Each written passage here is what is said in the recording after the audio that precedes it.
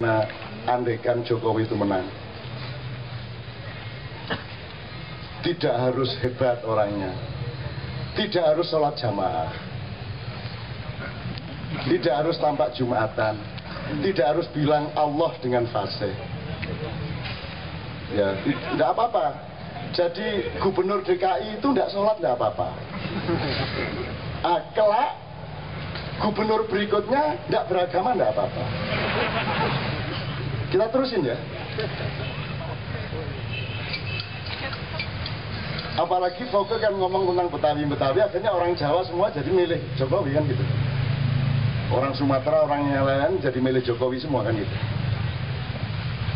Ahok wakil gubernur orang Cina. Bagus kan? 5 tahun yang akan datang gubernurnya Cina, insya Allah. 5 tahun berikutnya presiden kita Cina. Sip. Ayo diterus Bang. Ayo diterusin. Coba lakukan simulasi-simulasi.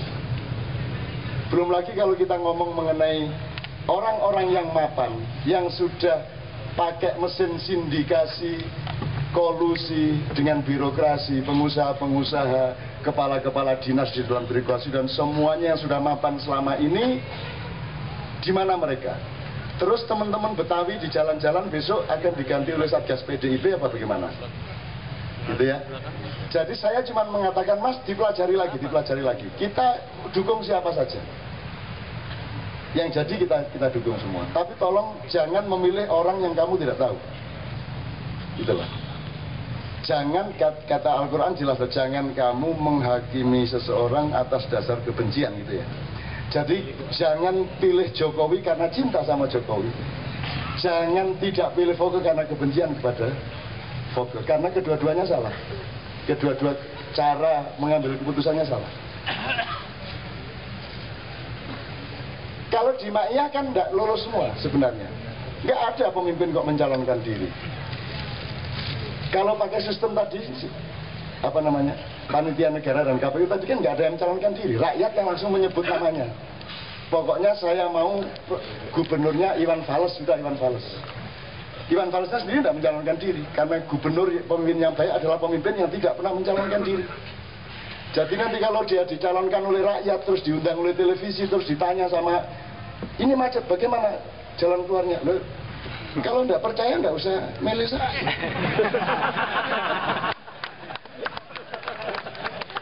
Loh, kok saya dites-tes? Loh, saya kan tidak mencalonkan diri, enggak. Ya tapi kan harus ada strategi. Loh, strategi kok disuruh ngomong sekarang?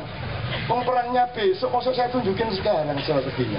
Wong mau tinju ngomong, nanti kamu saya uppercut, terus baru kamu saya, ya apa sekali ini? Mentah semua yang di televisi.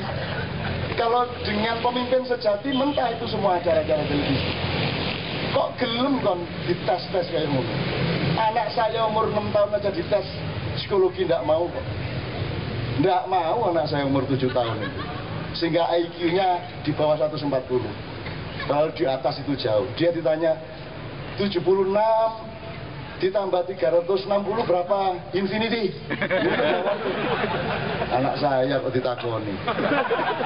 Aku gak tahu dites kebiyen.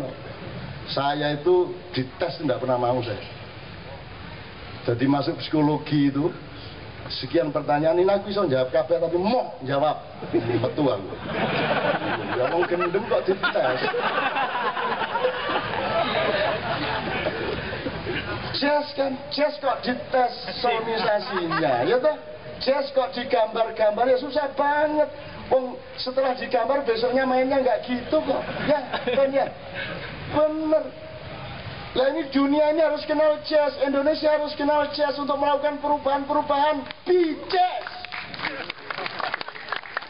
Gitu.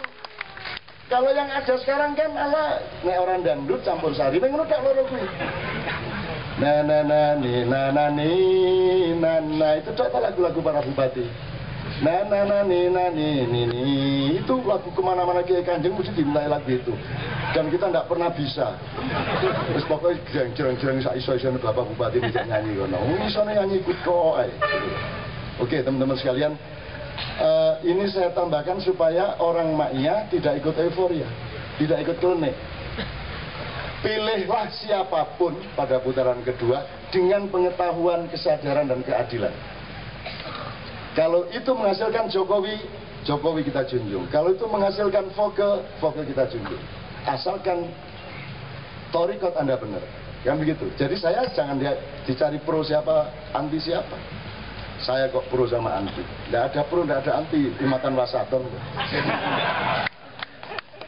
7 itu bisa naik ke 9, bisa turun ke 5, kan begitu. Namanya juga 7 loh. Nah itulah ma'iyah. Gitu loh, Anda punya pilihan sendiri dengan pertimbangan sendiri. Makanya jangan ada pemilu bebas dan rahasia. Ini fatwanya Kiai Tohar Toto Raharjo alias Gusdok, kepanjangannya dobol. Pemilu itu, pilgub itu bebas dan tidak rahasia. Nah rahasia, ya ini yang bikin bentrok. Orang tidak terbiasa jantan satu sama lain. Kan mestinya datang, oke lah, ngalah datang ke TPS. Pak, saya Jokowi, Pak. Kamu ya, oke, saya juga, biro, Jiro lupa oke, 15 Jokowi. Gitu dong, terang-terangan. Kita terbiasa berbeda gitu loh.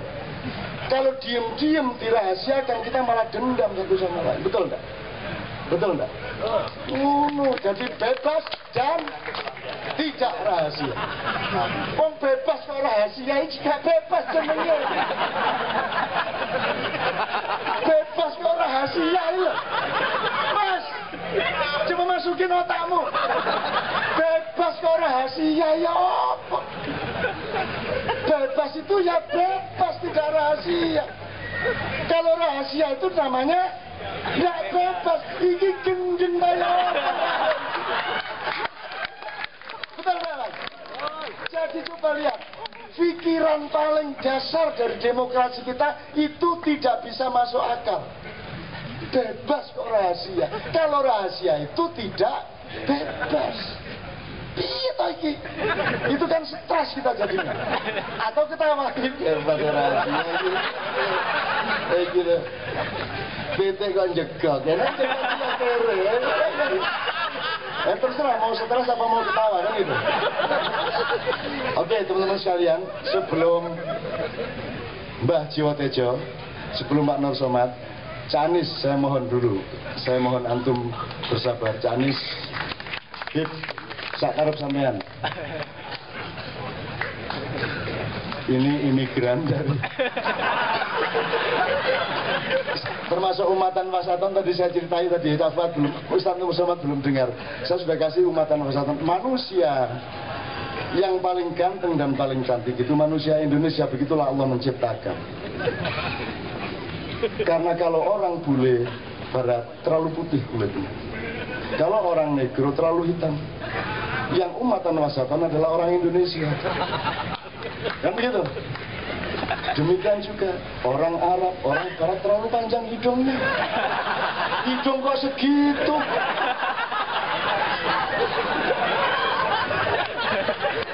Terlalu panjang, nggak baik. Berlebihan tuh nggak baik. 200.000.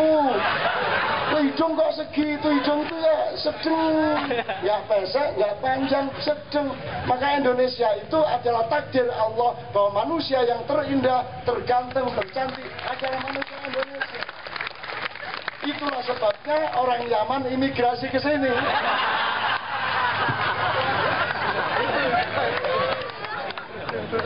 Astagfirullahaladzim. Ini umatan wasatan kayak gini nih. Karena ini umatan wasatan, Cak. Sebelum semuanya saya minta satu saja. Minta ikhlas semua. Serius. Fatihah sekali yang Islam. Serius sekali. Apa masalahnya nanti gampang. Tapi saya minta dengan amat sangat, kalau nggak ikhlas nggak usah baca. Yang ikhlas baca dengan ikhlas betul-betul, berikan pada sesuatu. Insya Allah Anda dapat sesuatunya nanti. Al-Fatihah.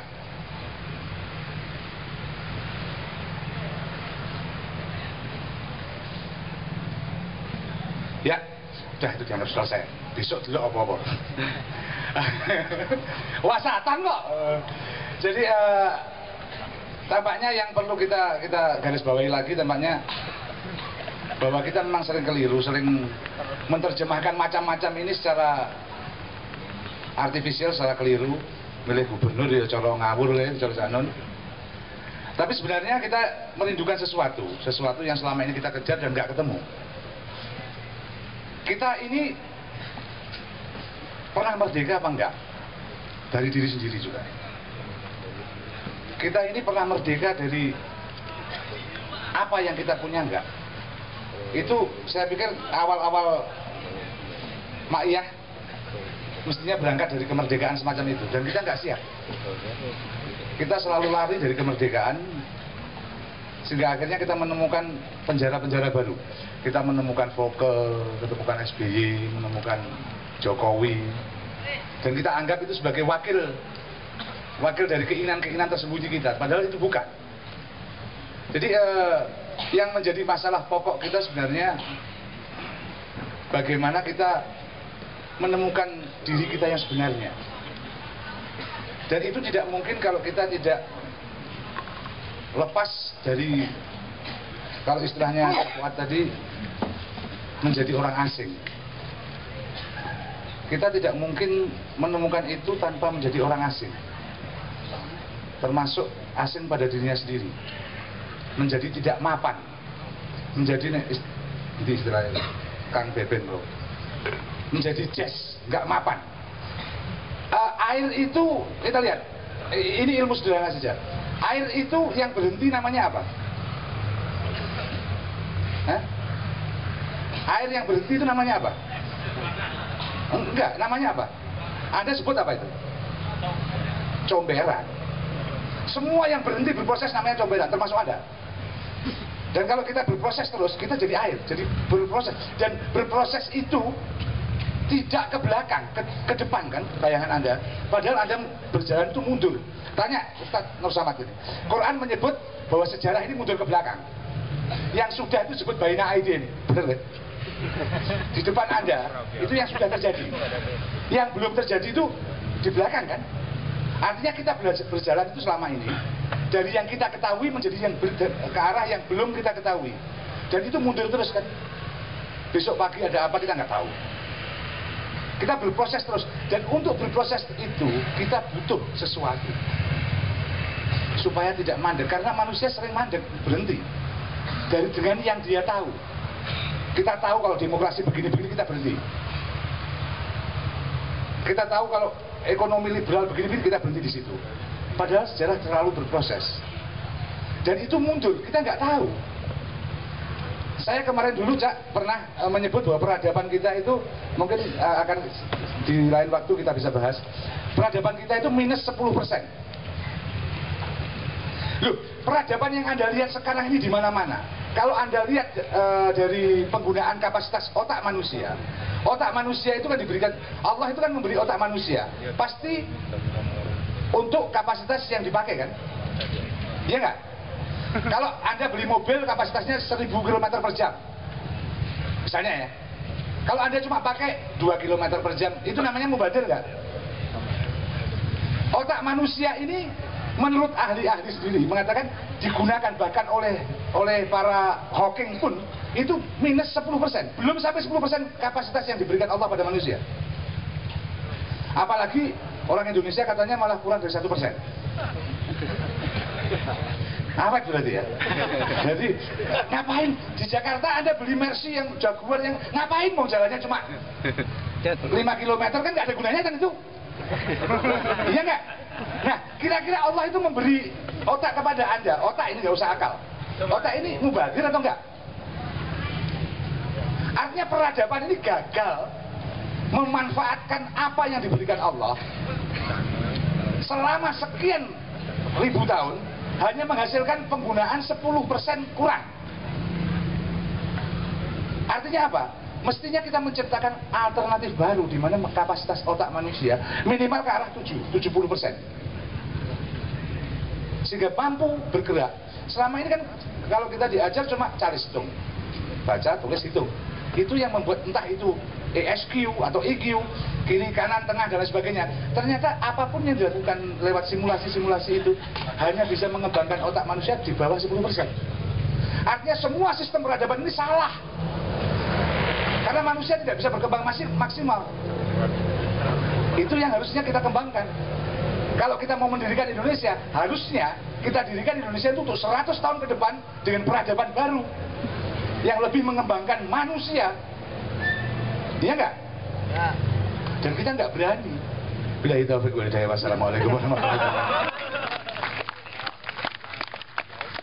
Masih di.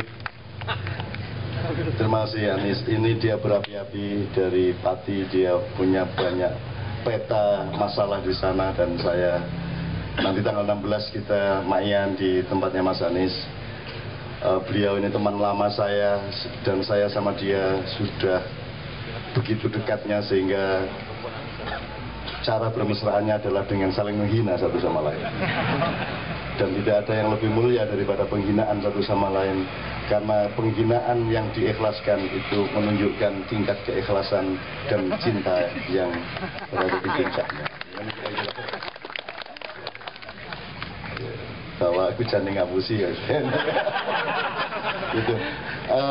Kita nanti Ustadz Nur Somad saya mohon untuk merangkum dan mensublimasi seluruhnya tadi. Tidak harus menguraikan apapun yang mungkin kita sangka kita perlukan, tapi terserah beliau untuk mensublimasikan dan mengkonvert ya, konversi dari seluruh bahan-bahan tadi menjadi satu mutiara, menjadi satu padatan atau kristal emas entan berlian untuk ilmu kita pada malam hari ini, sehingga itu nanti Anda pulang setiap ketemu persoalan Anda sudah punya kuncinya dan Anda terapkan. Karena yang diberikan di Ma'iyah ini bukan lemarinya tetapi kuncinya, bukan syariatnya tapi torikotnya. Karena cara untuk melakukan syariat adalah torikot yang benar dan matang. Nah, sebelum Ustadz Nur Somad memuncai, saya minta sahabat saya, adik saya, anak saya yang nakal, tidak karu-karuan, yang malam-malam tidak ada panas matahari pakai topi lebar, itu juga fungsinya kurang jelas. Itu Jo, tepuk tangan untuk Mas Jo.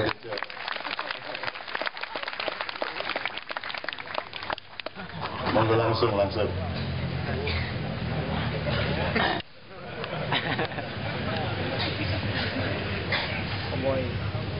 Fungsi topi saya sangat jelas. Kalau nggak jelas berarti Cak Nun agak melupakan bahwa perjalanan hidupnya juga gelap. Nek topian ini fungsinya, kalau ada di depan kita ada cewek nyusuin anak gitu ya, kita gini gitu. Ibunya nggak lihat, kita ngeliat susunya itu ada yang jelas. Ini gini nih, itu yang saya pernah ngalami waktu itu. Saya di Bandung sama anakku kan, aku takjak ada cewek nyusuin, lihat itu, tapi bapak bisa lihat, kamu nggak bisa. Jadi selalu ada fungsinya aja.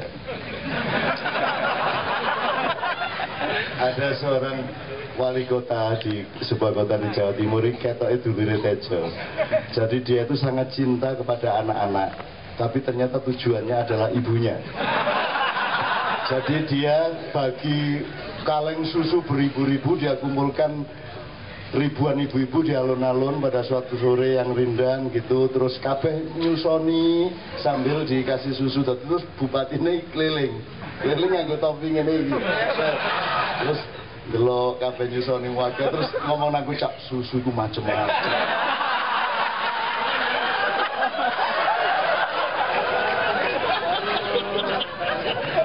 Maaf Cak Buatis, ya untungnya di Indonesia ini ada NU, ini masih kayaknya kalau di Muhammadiyah nggak bisa kayak gini ya. Tapi kalau nggak salah besok itu ada mengenang Cak Muslim Abdurrahman kan, kalau saya nggak ada kerjaan pasti datang, karena Muslim Abdurrahman itu menarik fenomena bagi saya, orang Muhammadiyah yang sangat NU. Itu ya, saya tadi pas kebetulan lewat, jadi bukan sengaja saya datang ke sini supaya Cak Anun nggak GR. Jadi aku tidak pentas sama Mbak. Terus maaf saya udah janji tadi mau datang. Karena saya selalu merasa pikiranku nggak pernah kalah sama Cak Nun. Tapi begitu setiap kali mendengar selalu kalah. Kalahnya tadi saya pikir iya pemilu bebas rahasia apa ya kan? Itu saya kalah. Saya sepikiran sama Cak Nun, namanya pemimpin itu dijongkrak-jongkrak mestinya gitu loh, didorong-dorong kayak kalau mau memimpin RT RW itu kan sampai kita sembunyi-sembunyi keluar kota kan, mau ke puncak alasan ini karena didorong-dorong, Bapak ketua RT, ketua RW. Nah kalau pemimpin mencalonkan diri ya bukan pemimpin gitu. Jadi saya semakom lah sama Cak Nun. Nah, tapi ternyata ada lagi setiap lalu ada oh iya ya nek bebas kok rasanya jancuk ya. Bebas. Bener juga gitu loh. Bener juga gitu loh. Jadi fungsinya cuman kalau kita nggak kembali misalkan ke kerajaan, nggak kembali ke demokrasi, yang salah satu yang saya pikir-pikir ya, di Indonesia itu regenerasi yang nggak demokratis apa ya? Itu pikiranku. Nggak tahu ini lebih naik ngerti makomnya ini gitu. Karena misalkan Cak Nun sendiri nggak ada regenerasinya. Sabrang, nggak pinter, tapi kayaknya belum nyatu sama umat. Kalau menurut saya, Leto itu pinter, anaknya pinter, aku tahu. Tapi nggak nyawiji, ngomong nggak nyambung.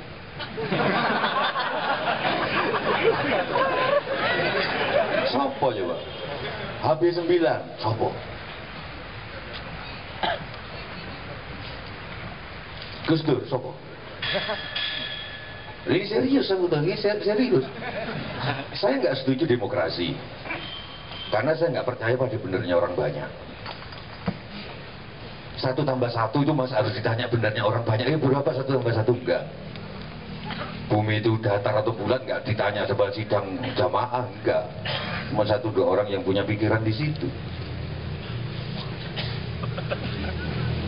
Menurut saya loh.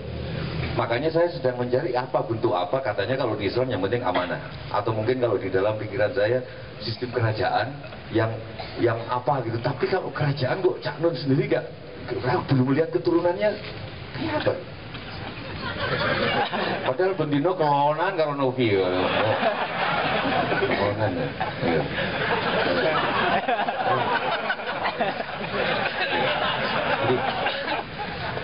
Enggak, bukan yuk SBY, sopo anaknya? Ah no, lolak ngene.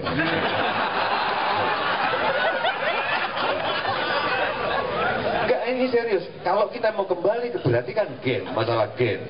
Lihat keturunan orang-orang itu. Siapa anaknya Cak Nurholis? Bukan, mungkin saya salah Cak Fuad ya. Tapi sopo kaono gitu. Artinya pemimpin apa harus dari metode pemilihan itu? Tolong nanti dikoreksi Cak Nun. Karena saya sedang mentujukan kesembilanan saya ini.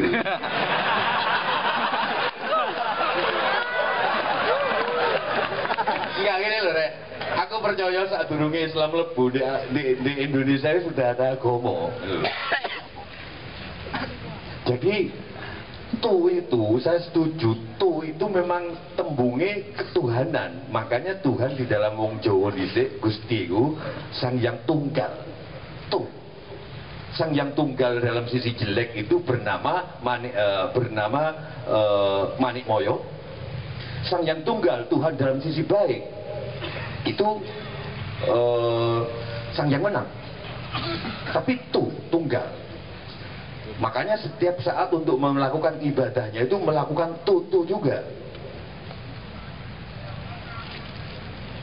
Ada tungku menyembah kuburan, ada waktu, semua ya tutu bisa diselidiki nanti. Nah, wasiat yang bentuknya baik disebut tuah. Kalau jelek tulah. Semua pemimpin disebut ratu. Jadi pitu itu mungkin 7 kan kalau tuh Indonesianya, tapi bahasa Jawanya kan pitu. Memang pitu. Ya, wasiat yang baik namanya pitungkas. Kalau dalam Jawa makom saya lebih tinggi dari Janun. Itu harus dicatat itu.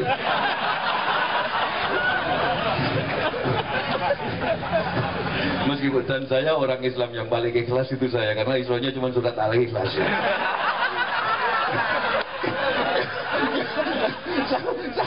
Ya, jadi itu, saya kira itu pengantar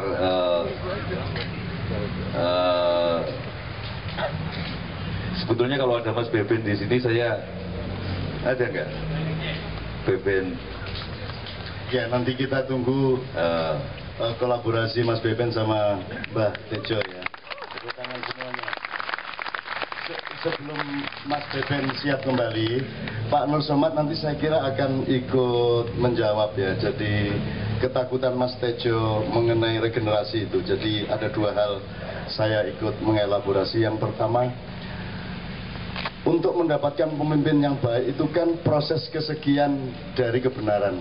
Sebelum mendapat pemimpin yang baik, apa dia raja apa presiden terserah, itu kan ada memilih yang benar dulu.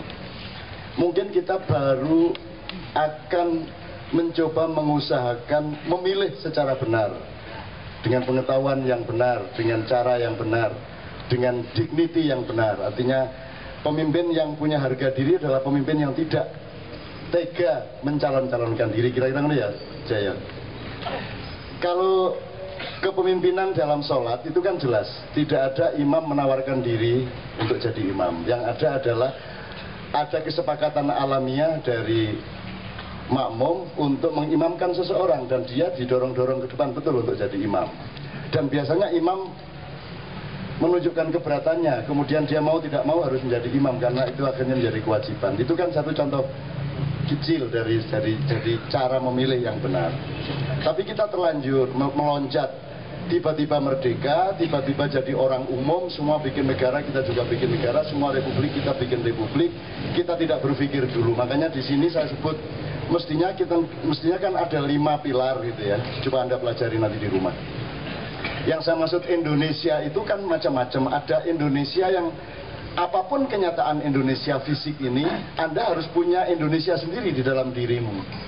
Anda harus membangun Indonesiamu sendiri dengan terapan-terapan pribadimu, keluargamu, atau mungkin lingkungan masyarakatmu. Kamu menerapkan Indonesia.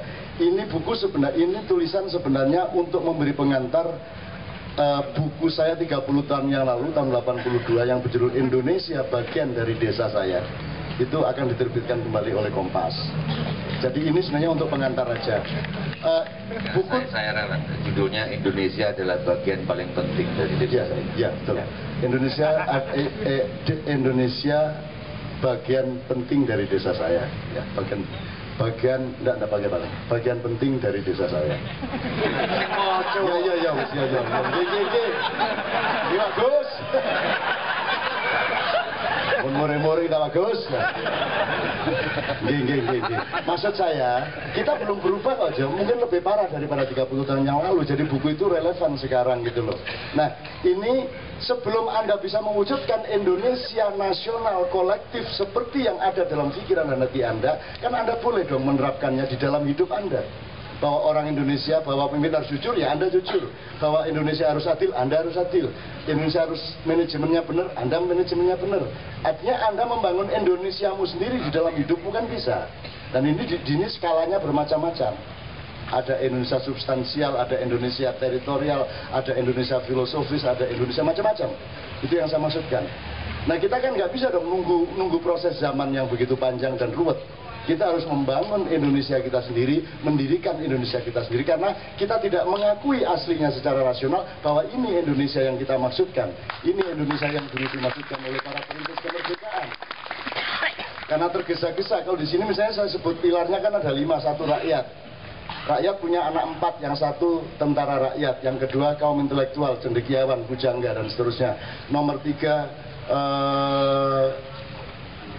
apa betul ya? 1 rakyat, 2 tentara rakyat, 3 nomor 3 para cendekiawan, pujangga, pokoknya wong sing mikir-mikir gitu ya. anak-anak sekolah dan seterusnya, yang kemudian menyusun undang-undang yang segala macam itulah, yang menjadi pelaksana, yang menjadi eksekutif. Terus nomor 4 dan 5 ini tidak pernah diperhatikan dan hanya selalu menjadi pelengkap penderita, yaitu kekuatan adat dan kebudayaan. Ini sangat dinamis dan kreatif sebenarnya, dan ini tidak pernah dianggap sebagai subjek utama dari nasionalisme kita.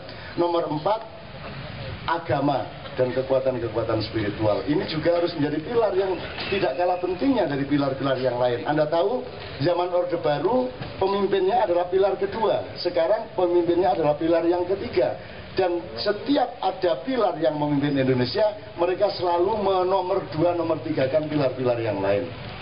Nah, Indonesia yang kita bangun dalam maknya adalah Indonesia yang memiliki kesadaran komprehensif, di mana semua 5 pilar itu kita bangun benar-benar. Anda tahu di maknya ini intelektual ya, spiritual ya, ketentaraan ya.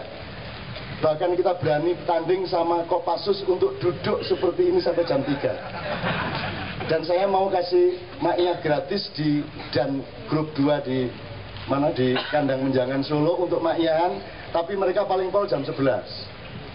Tapi ini Kopassus ini ya lepas dari memang tidak punya kerjaan itu masalah kedua gitu. Tapi kan Anda kuat, teman-teman sekalian, saya dinasihati oleh beberapa orang, kalau mendidik anakmu nomor 1 adalah motoriknya.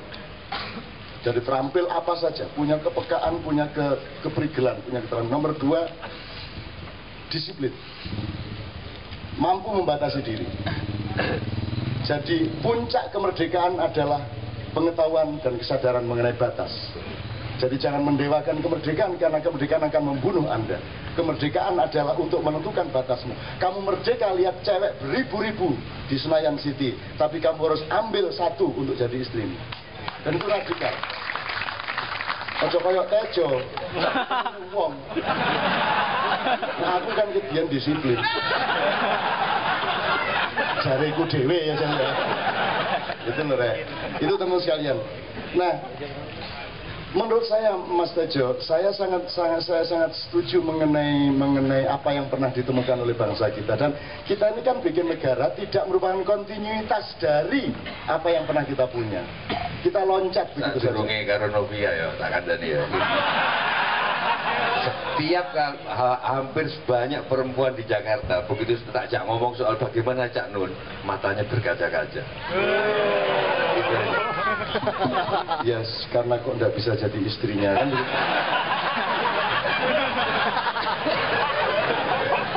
Ya nek ludruk-ludrukannya gampang lah ya. Oke, ke soal Jawa tadi.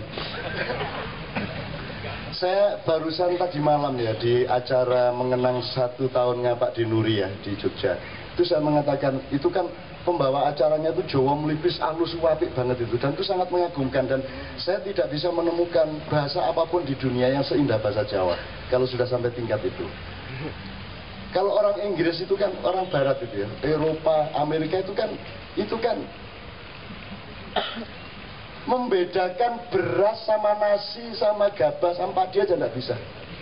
Mereka ngertinya rice coba. Gitu kok disuruh, kok Anda percaya jadi pemimpin Anda? Kalau kita kan gabah, pari kalau masih di pohon, begitu dipanen gabah, begitu ditutu jadi beras, begitu dimasak jadi nasi kan begitu. Itu pun nasinya bermacam-macam lagi. Itu begitu detailnya kita. Nah, negara harus didirikan di atas peradaban yang memang sudah kaya itu. Dan menurut saya bukan ngomong Jawa sih. Semua, mau Batak, mau Bugis, mau Ternate, saya sangat optimis dan saya insya Allah tahu bahwa mereka semua punya penemuan-penemuan yang setinggi Jawa juga. Jadi misalnya gini, tadi ya, Sang Hyang Tunggal misalnya. Orang Jawa itu tanpa dibimbing oleh wahyu, itu dia melakukan satu proses spiritualisasi, religiusisasi, mencari Tuhannya dan ketemu Sang Hyang Tunggal, yang menang juga. Gitu loh. Bangsa lain belum tentu ketemu. Ada yang nemuin 3, ada yang nemuin banyak. ada Tuhannya banyak, ada ini. Terus Bonsol iki. Iki lho. Iki bonsol iki. Sahabat nanti bisa menjelaskan bedanya Lata dan Uzza. Jadi Lata dan Uzza itu jamek loro, Jo. Satu jenis patung namanya Lata, satu kelompok yang lain namanya Uzza. Backgroundnya berbeda, tapi Lata tok itu beratus-ratus macam. Ya maksud iku lah, awakmu sing ngomong aja aku lah. Maksud saya yang ngomong langsung kan ya enggak baik lah. Itu maksud saya. Contohnya sing cetok iki, Cak. Jadi mungkin kalau bisa kita pahami gini Mas Tejo ya. Religiusitas sama religi. Kalau religiusitas itu upaya manusia untuk menemukan sumbernya sampai dia ketemu Tuhan. Terserah nyebut Tuhannya apa. Mau Yahweh, mau Yehova, mau Manito, mau Sang Yang Tunggal, mau apapun terserah, itu tidak penting. Tapi untuk tahu apa Allah menyebut dirinya, itu harus Allah yang ngasih tahu kita. Itu masalahnya. Disitulah letak agama. Jadi kita bisa menemukan sampai hampir langit 7, tapi langit ketujuhnya itu tidak akan bisa kita ketahui kalau Allah sendiri tidak ngasih tahu kita. Nah, agama adalah sesuatu yang dari atas ke kita. Rasa agama yang dicapai oleh orang Jawa adalah sesuatu yang dari bawah untuk mencapai yang teratas. Kan gitu. Itu bedanya religi sama religiusitas.